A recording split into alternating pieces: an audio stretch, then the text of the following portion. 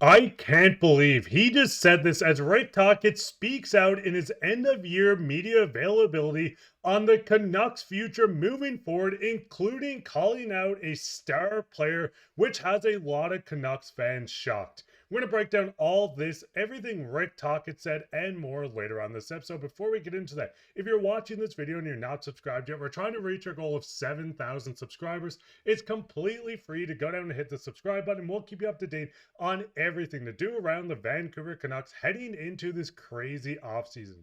Well, that, Griffin, we get off straight into the first topic today, where we do see a lot of quotes coming from Rick Tocchet. The first one Tocchet spoke on is the possibility of making changes to his coaching staff if he's back. Mentioned the big part, and he didn't want any part-time guys back, and assuming he's speaking about Sergei Gonchar. Now, just looking at this, what is your initial thoughts on Tocchet just kind of wanting to make a change? And do you have anyone in mind maybe that Tocchet could go out and try to lure in as a assistant coach on this team?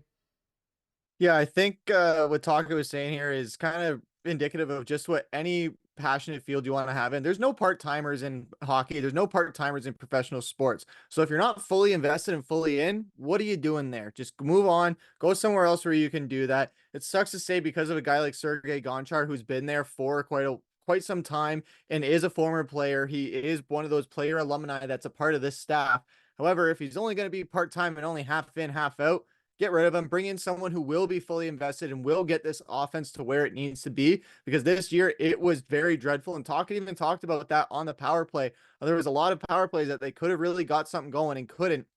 And it really kind of just all fell apart. Even going back to game 7 in that 4-minute power play against Edmonton last playoffs, where they didn't get a single shot on net. And you look at the power plays this season, there was a lot of really bad power plays that we had where we could have really swung the momentum of games, gotten a comeback going or some form of something of a spark for this Canucks team. And they weren't able to do it on the power play really at all this year. And it kind of just kept getting worse and worse as the season went on. Because the biggest thing is, listen, a lot of people are going to say, hey, bring up Manny from Abbotsford, but he's having an incredible season with the AHL right now. We've seen him leave the Toronto Maple Leafs as an assistant coach to take a head coaching job, so I don't know if this is going to happen.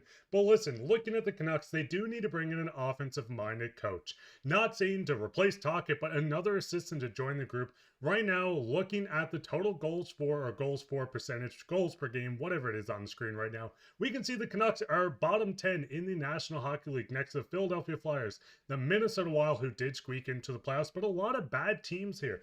And when you look at total shots on net, the Vancouver Canucks ranked 31st out of 32, just ahead of one of the worst teams, if not the worst team in the NHL, in the Chicago Blackhawks.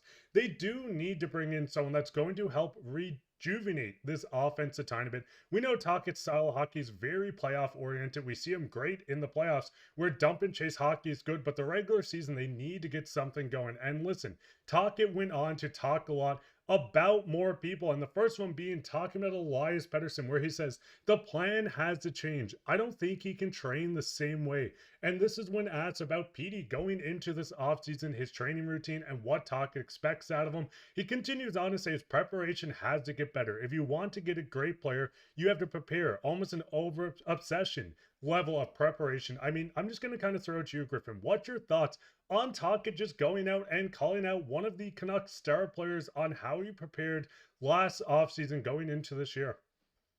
Well, the teams don't really have any power in dictating how players do their offseason training. So that is a really big part of it.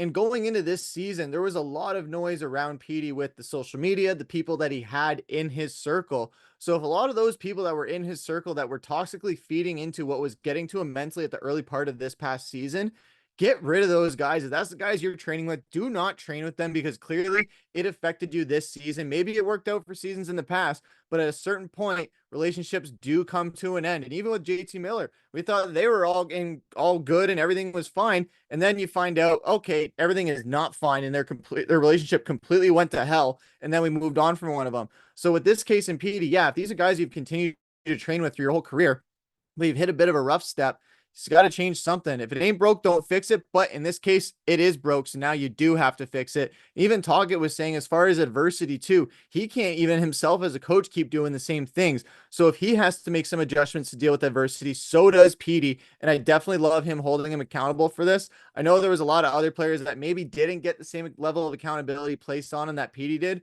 but they're not getting paid $11.6 million a year with the star power that PD has. So yeah, it's going to be a lot of focus on him this offseason. Hopefully not as loud of the noise as there was last year, because the expectation isn't going to be as high for him and the Canucks this year. But there still will be a bit of expectation. But I think with the mental reset, not having JT Miller there, training with some different people, doing something different in the offseason, I think that's how we're going to get back to seeing the old instinctual PD that we're going to see firing shots like we used to. Because listen, Pettersson had a bad year. Let's be honest here. 15 goals, 30 assists, 45 points over 64 games. He came into the season being hurt in the offseason. He didn't produce at a high level. And we've seen Rick Tocchet just continue on. He's evolving as a person, as a player. Hopefully he's going to evolve even more. There's a lot of expectations and pressure on him. And yes, there is. Pettersson signed his big contract just last offseason. We see with the Vancouver Canucks, him coming in at 11.6. This is going to bring a lot of noise around Pettersson, and yes, he does need to get better. Rick Tocchet makes solid points on how he has to continue just evolving, making himself a better player, get expectations high, put more pressure on himself when it comes to this game. And PD spoke a lot on this as well, which we will touch on later. But listen, Griffin, this is a player that's one of the highest paid players in the NHL, one of the highest paid centers, producing at what seems like a middle six forward at best at this very moment. He needs to put a lot of pressure on himself in this offseason. He needs to loosen up a bit, yes, but he needs to know that this is not acceptable going into next season. And listen, we know the distractions that were around this team. Rick Tocchet spoke on it a tiny bit. On the rift between Elias Pettersson and JT Miller, he said, did it get uncomfortable? Yeah, a lot of meetings, a lot of just things. It didn't work out. I know everyone is looking for a bad guy. I don't know if there is a bad guy. It just didn't work out.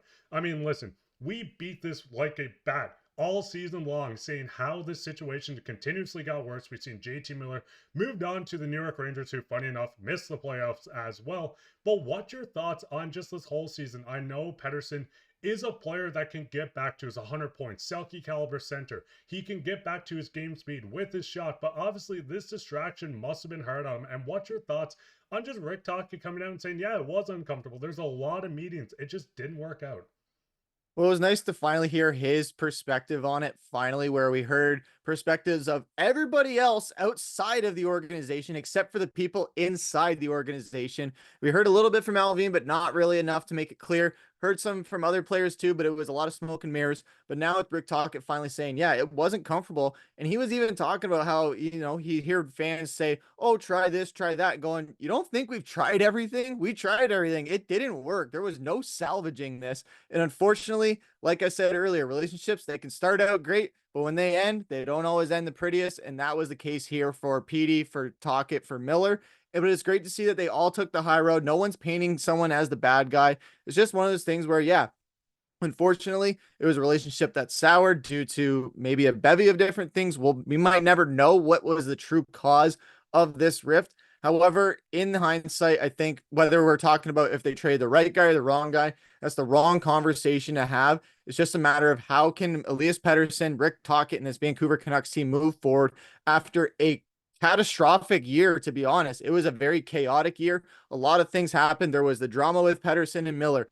There was the injuries that just piled up nonstop. You look at PD there, only 64 games. He played what, 82 last year or 81? And a lot of these guys too. Quinn Hughes, he played all 82 last year. Brock Boeser, he played a lot of games last year. And you had all of our best players miss not just 4 games at a time, 6 games at a time. They were out for 2 weeks at a time, for almost 3 weeks, for an entire season, for half of the season in the case of Thatcher Demko. So there was a lot of things here for Vancouver that it was just piling up and piling up on top of a lot of expectations already heading into this season, coming off of an overachieving type year where we were 1 game away from the Western Conference Final. And a lot of people thought, okay, they didn't get worse on paper. They got better on paper. Now you just have to translate that onto the ice. Did not do that early on, and that pressure just got bigger and bigger, and the noise got louder, because when you're losing games, that noise and the drama is always going to be louder than when you're winning. And unfortunately, that was the case for Vancouver this year. Hopefully, there's not going to be any of that pressure expectation this year outside of Elias Pettersson on the Canucks as a whole. Hopefully, people can just count us out again, and we can just surprise them next year. And listen, a 30 for 30 documentary if the Canucks win the Cup next year on the season as well would be absolutely insane to watch. Let's be honest here. But the last thing Rick Tocchet spoke on was his chances of going to Hockey Canada and representing in the World Championship. And he said he's not going to do it. He doesn't think he can give the best version of himself after a long season, so he's going to decline. We've seen Kyle Dubas speak on interviews saying that he wanted to bring Rick Tocchet in, so it does seem like Tocchet is not going in. Listen, Canucks fans, this season has sucked. Let's put it that way. This season has sucked for the fans, for the team, for everyone involved with this. It's been a long season on everyone, especially the guys working with the team. Rick Tocchet, the players, PD, everyone.